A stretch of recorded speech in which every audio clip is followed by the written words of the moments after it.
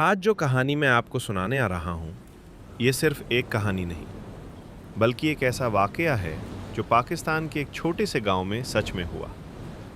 ये बात है 2018 की। पंजाब के एक गांव में एक पुराना कुआं था। लोग कहते थे कि उस कुएं के पास रात को जाना माना है। क्यों? क्योंकि वहां से अजीब आवाज़ें आती थीं। रात के 12 बजे किसी के चलने की आहट और कभी-कभी किसी औरत के रोने की आवाज़।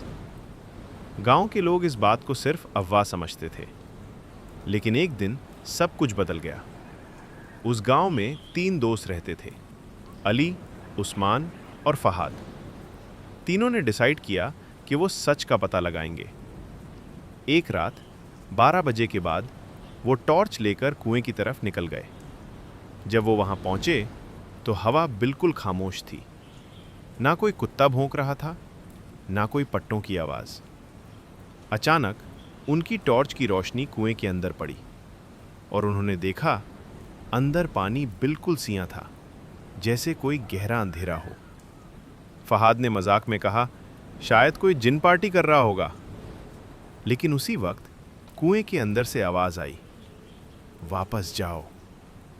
तीनों जम गए। उन्होंने सोचा शायद हवा का ढोका है, मगर फिर दोबारा आवाज़ आई, इस दफ़ा ज़्यादा साफ, वापस जाओ। अली ने हिम्मत करके कुएं के अंदर झांक कर देखा, और जो उसने देखा उसकी चीख निकल गई।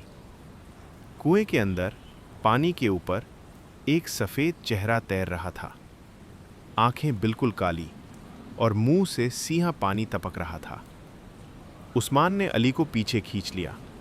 तीनों भागने लगे, लेकिन जब वो 10 कदम दूर गए, उन्होंने महसूस किया कि कोई उनके पीछे चल रहा है। कदमों की आवाज़, धीमी मगर वाज़े। फहाद ने हिम्मत करके पीछे देखा, मगर वहाँ कोई नहीं था। अचानक अली ज़मीन पर गिर गया। उसने कहा, वो मेरे कान के पास फूंक मार रहा है। उस्मान और फहाद ने उसे उठाया और सीधा गांव की तरफ दौड़ पड़े। सुबह जब वो वापस लोगों के साथ कुएं पर गए तो वहां सब नॉर्मल था, मगर कुएं के किनारे मिट्टी पर 3 निशान थे, जैसे किसी ने गिले हाथ से पकड़कर निकलने की कोशिश की हो। उस दिन के बाद गांव में किसी ने उस कुएं के पास रात को जाना बंद कर दिया, और अली, वो उस रात के बाद कभी नॉर्मल नहीं रहा। वो कहता था, वो अब भी मुझे बुलाता है।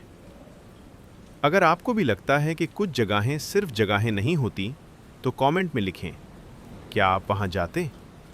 और अगर आप और ऐसी सच्ची डरावनी कहानियां सुनना चाहते हैं तो चैनल को सब्सक्राइब करें। अगली कहानी शायद आपके शहर से हो।